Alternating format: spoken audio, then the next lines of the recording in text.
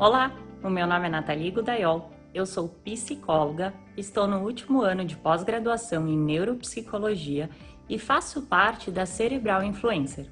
A Cerebral Influencer é uma plataforma que divulga para vocês conteúdos sobre o nosso cérebro e como as funções cognitivas influenciam no nosso dia a dia. Além disso, oferecemos um treinamento 100% online e 100% personalizado para que você possa potencializar suas funções cognitivas e trazer mais eficiência às suas capacidades cognitivas para conseguir atingir os seus objetivos de uma forma mais eficiente. O tema de hoje é a atenção e como que essa função psicológica superior influencia as nossas atividades do cotidiano. Vamos lá?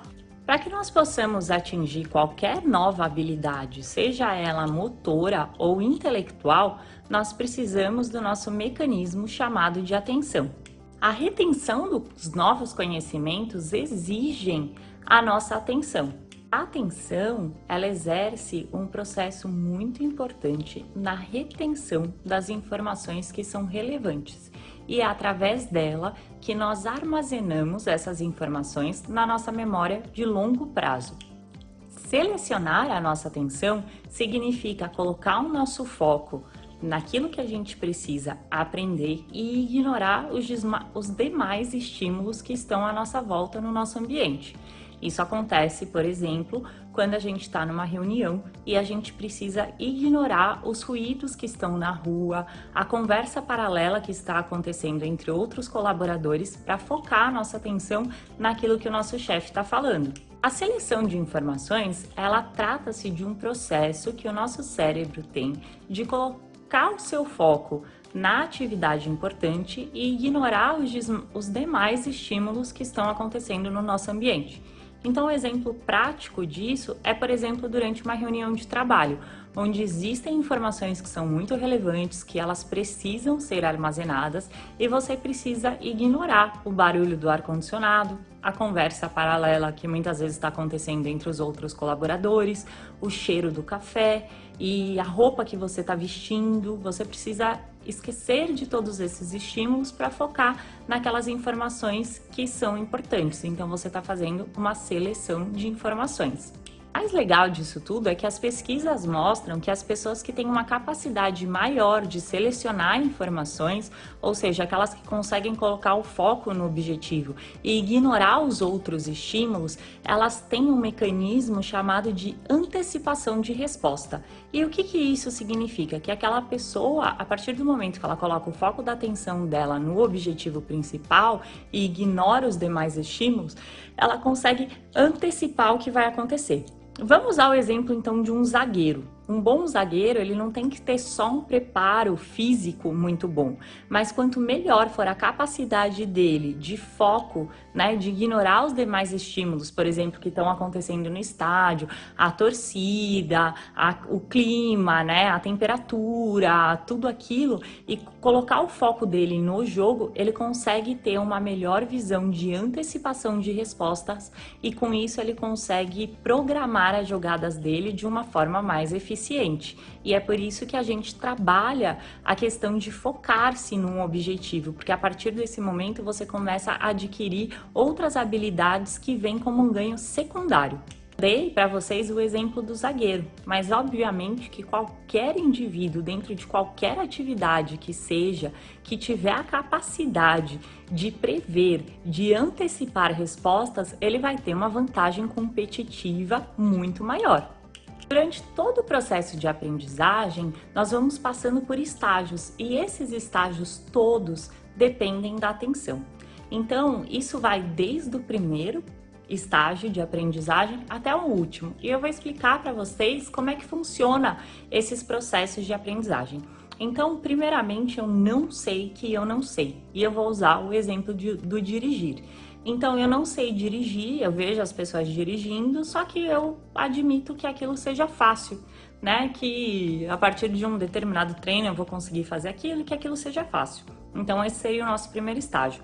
O nosso segundo estágio está ligado ao fato de eu passar a ter consciência de que eu não sei. Então eu tento dirigir e vejo que exige muito mais processos do que eu imaginava e eu passo a entender que eu sei que eu não sei.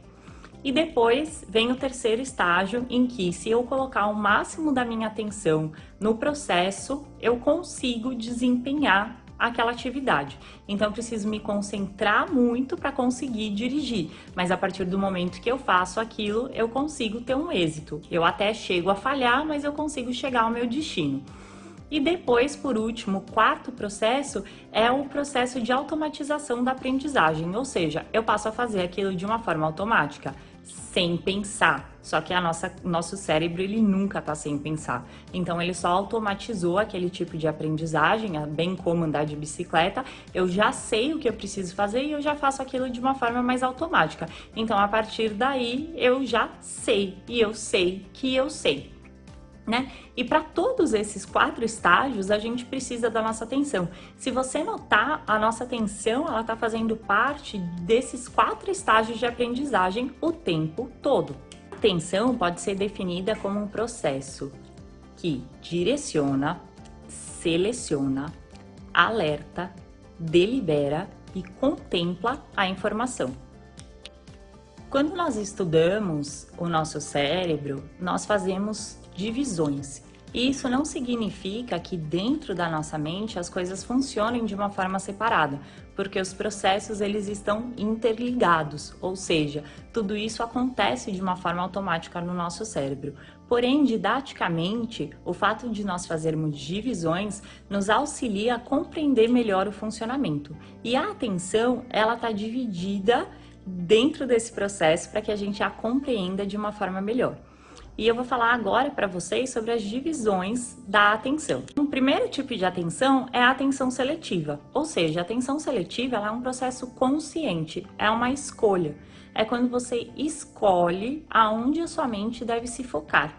Então eu vou voltar lá naquele exemplo que eu dei. Ele acontece quando seu chefe está falando com você e você direciona a sua atenção para ele, ignorando os outros colaboradores que estão conversando.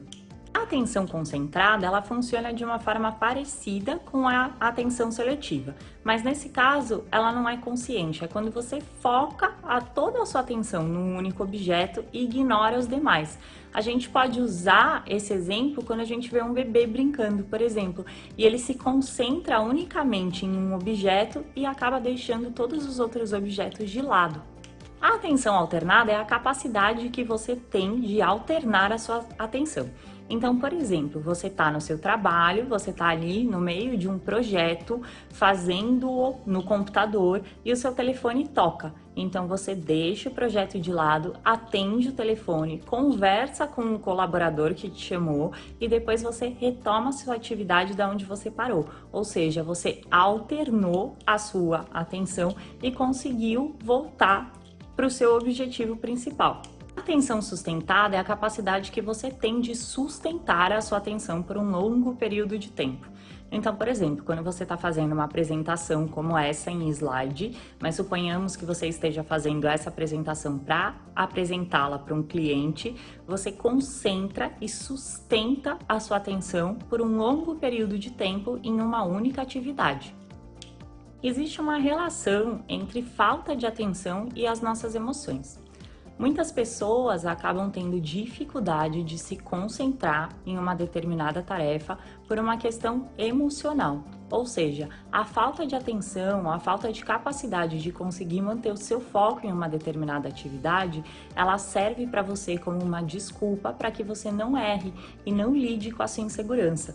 E o fato de você não focar nas atividades te leva muitas vezes à questão da procrastinação, ou seja, você vai deixando para depois. Mas não é porque você não quer fazer, é que você não está conseguindo fazer. E isso nada mais é do que uma desculpa. Ou seja, quando nós trabalhamos a nossa questão atencional, nós trazemos também um benefício para as nossas questões emocionais e vice-versa. Quando se trabalha as emoções, você também pode ter um ganho no seu foco de atenção. Existe uma patologia chamada hipoprofexia e ela se determina pela falta de capacidade que o paciente tem de ter atenção. ela é muito comum em quadros de depressão, fadiga e astemia, que é a perda da força muscular.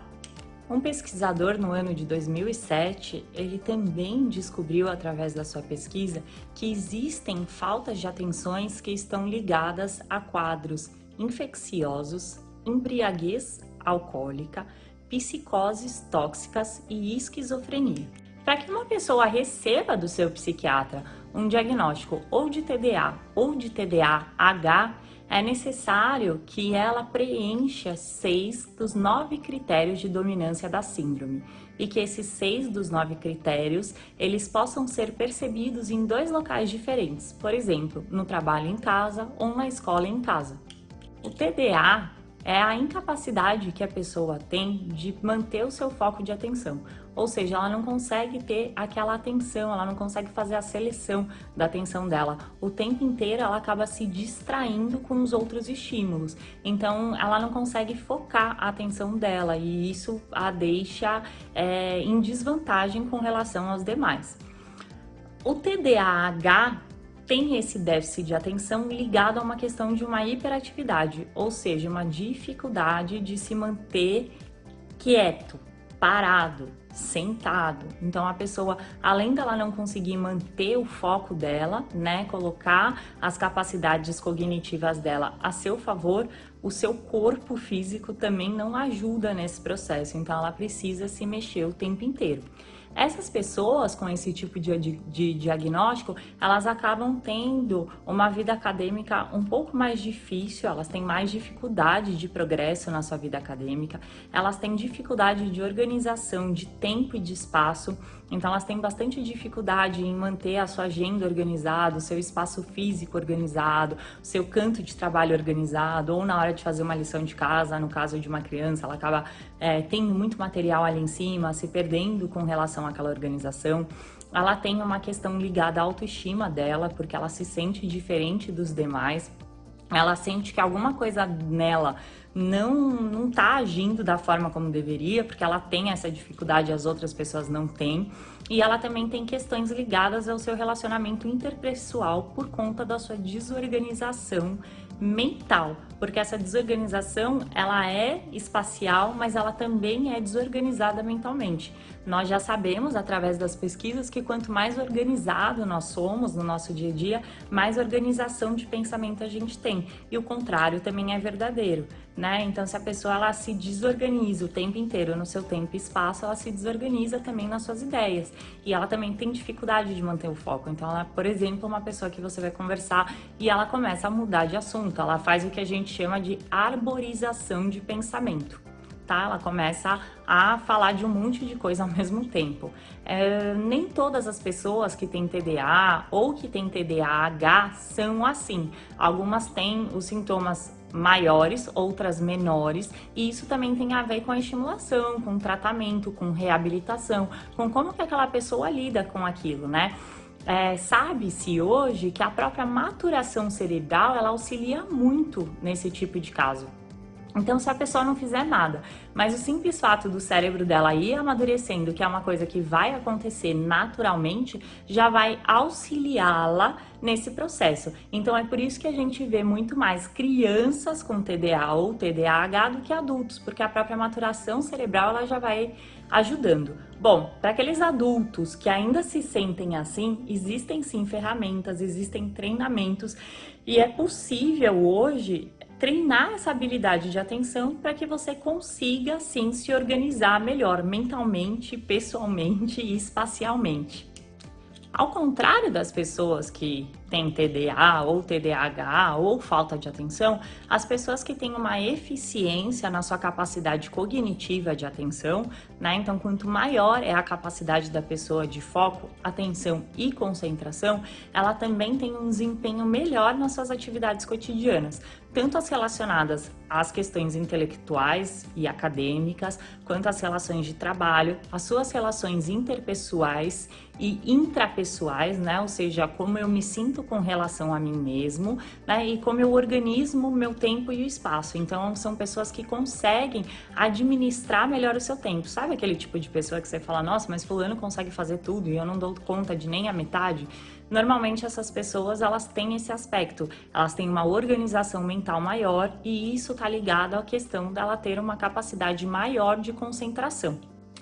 Ainda, nós sabemos que a autoestima, ela está ligada não só ao fato de como eu me vejo e como eu me enxergo, mas uma forma bem eficiente de nós aumentarmos a nossa estima é que nós coloquemos em práticas aqueles objetivos que nos propusemos. Ou seja, quanto mais objetivos você coloca e quanto menos você cumpre aqueles objetivos, objetivos que são seus para consigo mesmo, mais você tem uma queda na sua estima.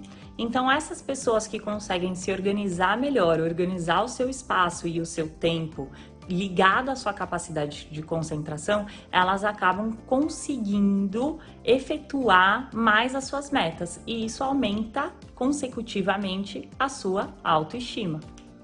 Agora que você já sabe sobre a importância da atenção e como ela influencia no nosso dia a dia, e se eu dissesse para você que existe um treinamento 100% online, 100% personalizado, que você pode fazer da sua casa ou do lugar onde você estiver, justamente para treinar e potencializar a sua atenção? O que você me diria, hein? Bom, parece bom demais para ser verdade, né? E se eu não tivesse visto os efeitos desse treinamento na vida de alguns dos meus pacientes, eu também não acreditaria. Mas como eu vi, eu posso ficar feliz em dizer para vocês, é verdade, ele existe. E se vocês quiserem comprovar isso, vai lá na nossa área de depoimentos e veja o que esse treinamento trouxe de transformação na vida de algumas pessoas. E se você também quiser saber um pouco mais e quiser usar esse treinamento para se beneficiar no seu dia a dia, então fica atento que mais para frente eu vou trazer conteúdos exclusivos só sobre esse treinamento.